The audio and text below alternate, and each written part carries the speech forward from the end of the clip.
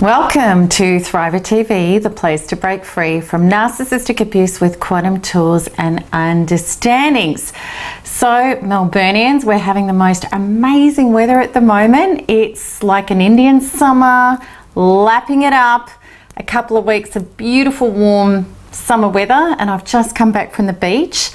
And this has brought us to this Thriver TV episode. And what I wanted to do, just a little idea I had and something I've been thinking about, is I wanted to start off with a little quantum tip today. And with all quantum understandings, there is one essential truth, which is so within, so without. And as far as I'm concerned, there is one area of our lives, and certainly my life, that grants us the perfect fodder for needing to anchor into quantum understandings, and that is love relationships. So I have a real life example, and it's about my partner, who at this stage doesn't know I'm using him as fodder, but I'm sure he'll be fine about it.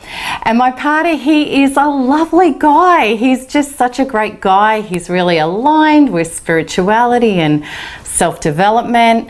And in certain areas of life, he blows me away because he's just so calm and so settled and just so solid. You know, he's a lot more evolved than I am in certain areas of life. However, there is this thing with driving, and he's kind of like not even in kindergarten, really, you know, when I think about it with driving. And he does this thing when he drives, and it's kind of like road rage, or maybe that's a little bit harsh, because it's not like he's running people off the road or he's, you know, driving like this crazy person when he's raging. I would probably call it more like driver wrong town.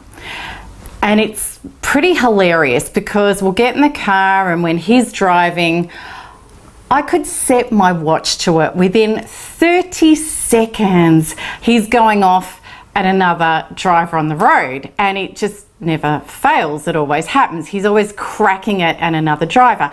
And when he does that, I sit there and I think to myself, yeah, that dickhead that just cut you off, you've just signed yourself up for another dickhead that's going to cut you off next time you get in the car.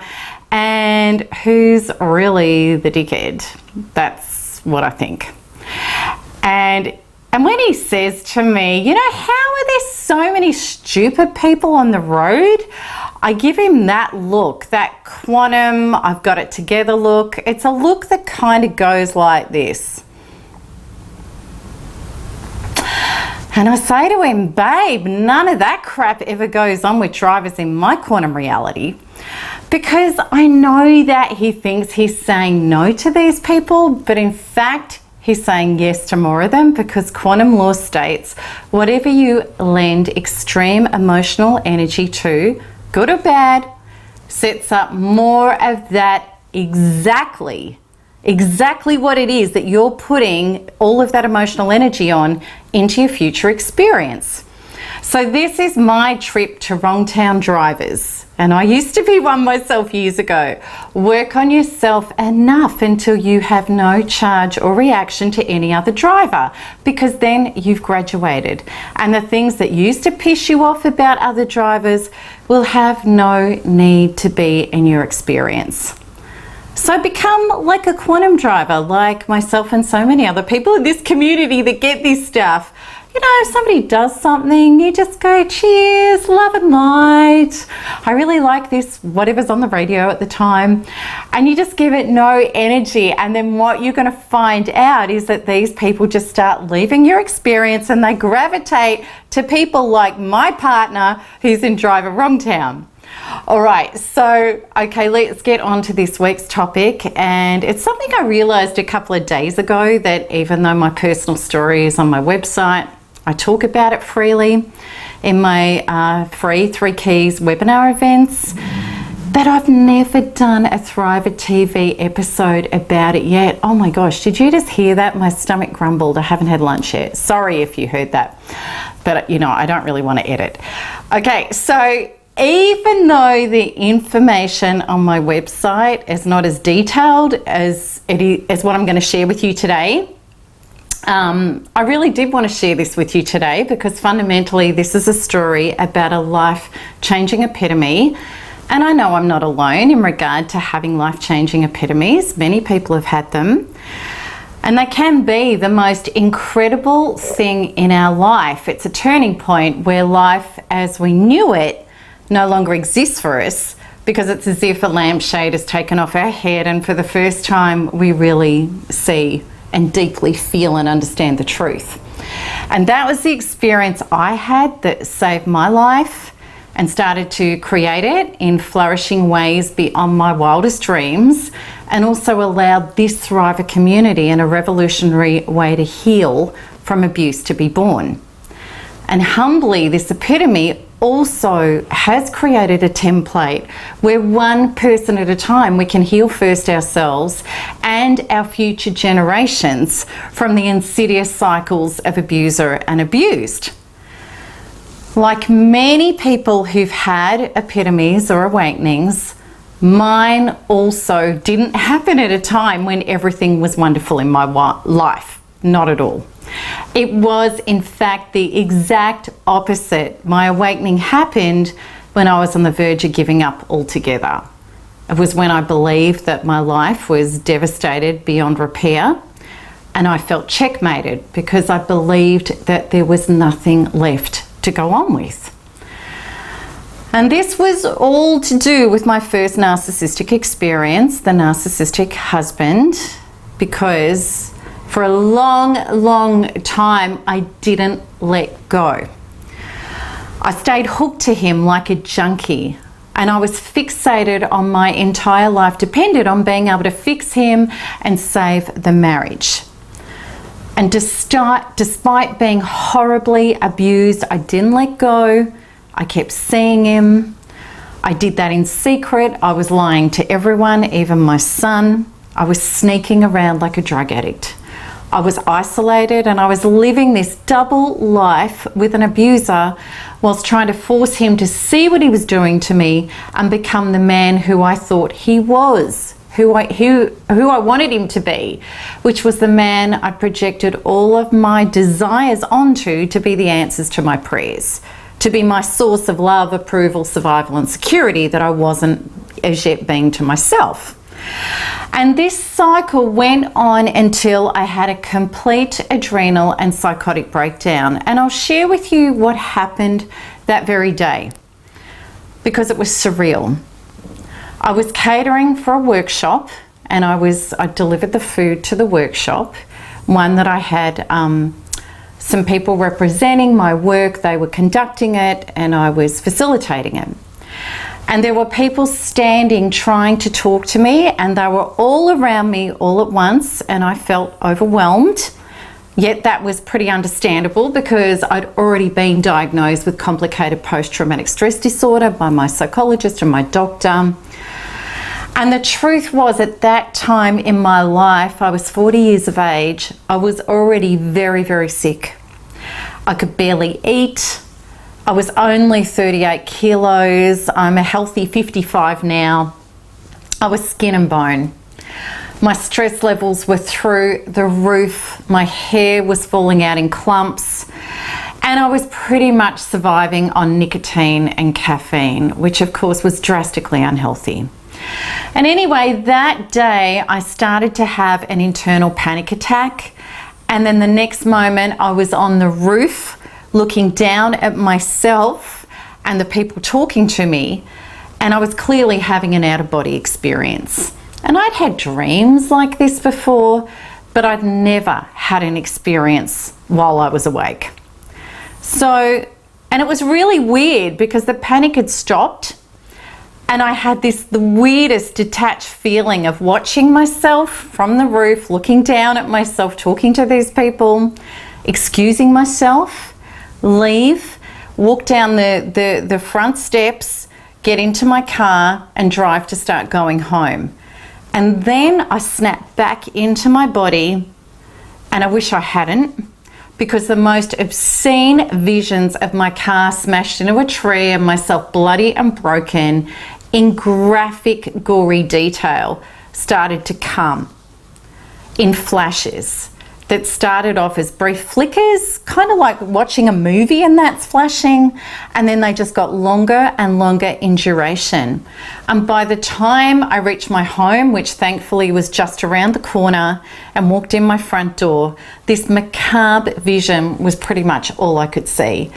And it didn't go away even when I closed my eyes. It was just there. And again, I had this weird kind of detached feeling. It was surreal. It was a kind of calm, almost like a relief, where I thought to myself, okay, so this is what happens when you lose your mind, because my psychologist, my personality disorder specialist, she'd been telling me I was on the verge of that and it could happen any time. And it was like, okay, well, it's happened, because I knew I'd snapped. I knew I had. And somehow I called a friend and she came over and she drove me to the hospital, where I was given a shot which stopped the vision, and tests were run, and when the results came in, they weren't good.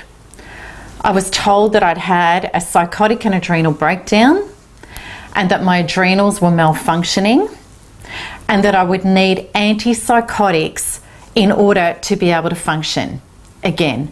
And depending on how I responded, possible institutionalization. And I was told the reality was that the antipsychotics was something that I would probably need for the rest of my life, because I was told that I would never again function as normal after a breakdown of this magnitude. And the best that I could expect, and anything more would be a bonus, would be to reduce the panic attacks and the adrenal surges to some level of functioning. It was then that I knew I was defeated. I was never good with drugs. I would hardly ever take anything, even for a headache, because it would knock me senseless.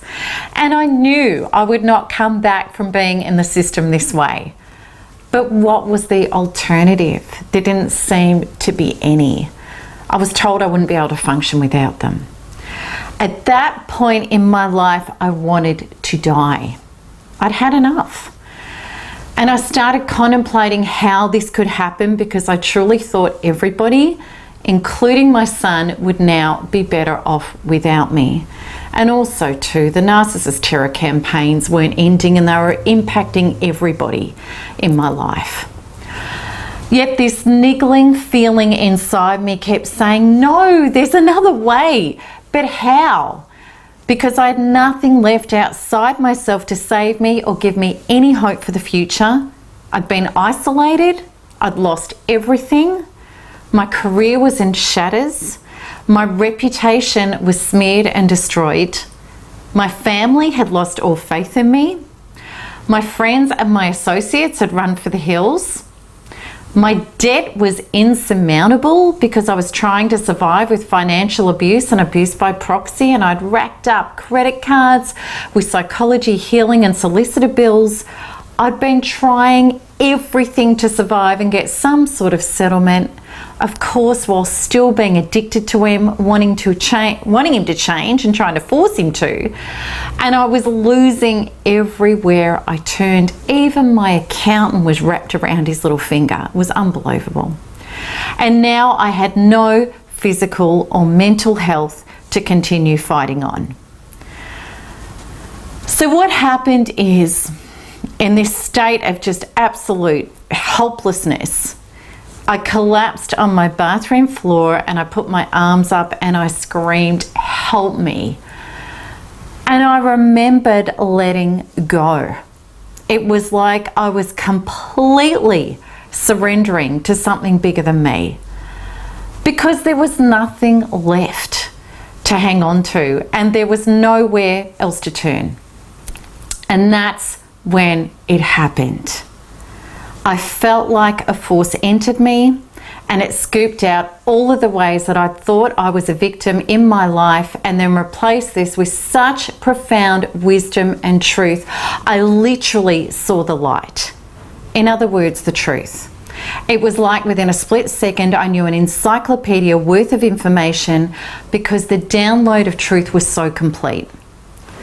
And this was the exact information that set me on the path to recovery. I knew 100% that my narcissistic abuse experience was not some random sick experience that was just bad luck.